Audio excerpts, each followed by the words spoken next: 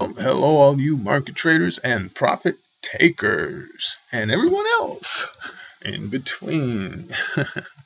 All right, let's take a look at the week that we just got finished with here. We'll start with the what really counts, the pips. Well, there was a total of 664 pips earned this week. Even though we had 3 days, I mean, look at all the red. We usually don't see this much red. We might see some zeros with no entries, but my, a lot of expenses paid this week, yet we still came out with 664.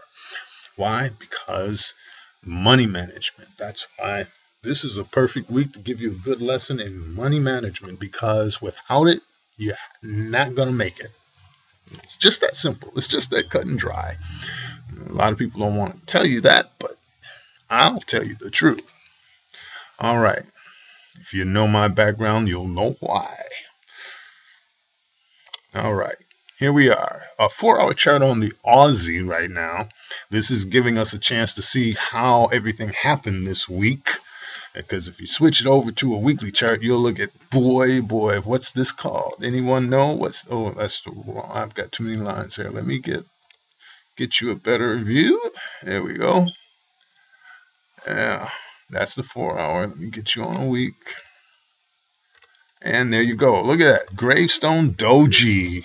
Look at this. It looks like a great, they call it the gravestone. That's what you've got here. You've got a candle formation here.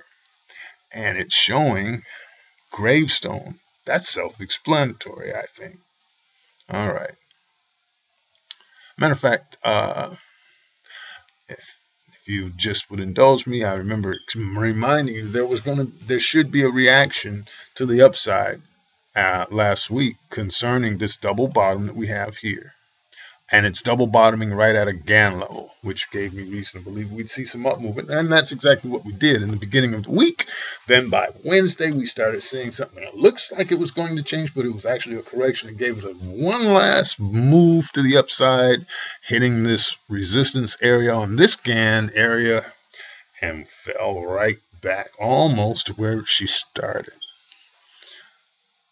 Interesting. That's an interesting week. For time's sake, I want to teach this so bad, but for time's sake, I'm going to move on to the euro. Here we have the same thing, only a little differently. We've got a little bit more momentum up than down with the euro. But the same thing happened, because what do you get? That movement that just, let me try and zoom in a little bit so you can see more of it.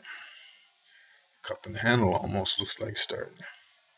That's just a formation. But look, we've started to see some relief here. Okay? We started to see. Does that mean it's going to happen? Well, that's going to depend on this week coming up. Okay? And if you look at this chart, just concentrate on this. Let me zoom back so you can see better. I'll even take it a little bit further. Look, you see that right there, how you've got this fall. Now it ended at the bottom, started at the bottom, went coming up. It's the same reaction. It's the same thing that happened on all of the pairs. Okay, there's the pound, and here's the Kiwi. The Aussie was the weakest of them all, right? Now here, look at the Canadian dollar. It's in the reverse. Fall, come back. Fall, come back. Fall. This one had the weakest of the three between the dollar CAD, the dollar franc, dollar yen. I want you to pay attention to the last three candles. The dollar CAD, the dollar franc, now the dollar yen. Okay? The dollar was the weakest against the yen than any of the other two pairs that we trade that are dollar based. Okay?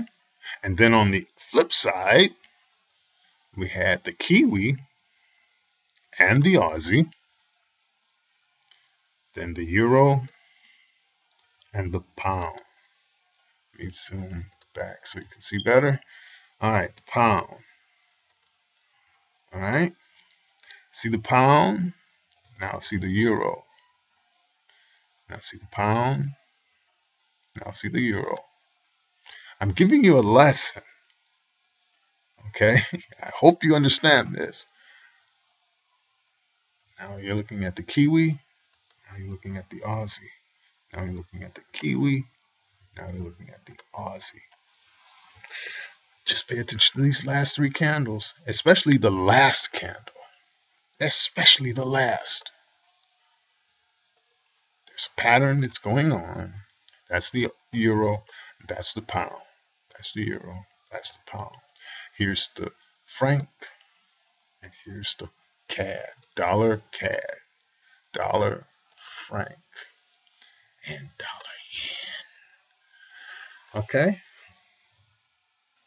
I think that I've just given you a very valuable lesson in chart reading and a very valuable lesson in money management. And I'm going to repeat the money management for you one more time. I've said it so many times, but I just have to keep saying it to keep it in your ear because it's that important. If you have a losing trade, you don't hold on to it. You let it go. Otherwise, it will eat up your account. Plain and simple. It will take away your money. All right? Okay. Now, so what do you do? How do you know when to stop? You have places and points in the charts as well as the quick view that will tell you that. Okay? That's why I have a column here called the maximum stop range. Somewhere in that range is where you want to let it go from a technical analysis standpoint. Where it's like if it's falling below that, forget it. It's not going to happen. Okay? All right. I want you to prosper. When I say that, I mean it. So, there's the yen, there's the franc, and there's the CAD. Here's the Kiwi and the Aussie. Excuse me. That's the Aussie and the Kiwi, and then the euro and the pound. The euro and the pound. That's what happened this week. That's what happened this week. Also, notice something. On the euro and the pound, there's a value area right about in the same place, and they touch and have rejected. Interesting. Here you have a downward trend line that's been going down for some weeks, and the same thing here with euro. However, we have it with the Kiwi, and we just started getting it with the Aussie. For a moment, the Aussie was the strongest. Now, at this point, it's falling harder than its relative or its cousin, the Kiwi. All right, let's come again and talk next week. Until then, I am your FOREX University professor. We're reviewing October the 10th of 2014 here at your FOREX University, and we hope all the best for your trading this week. We look forward to seeing you next week.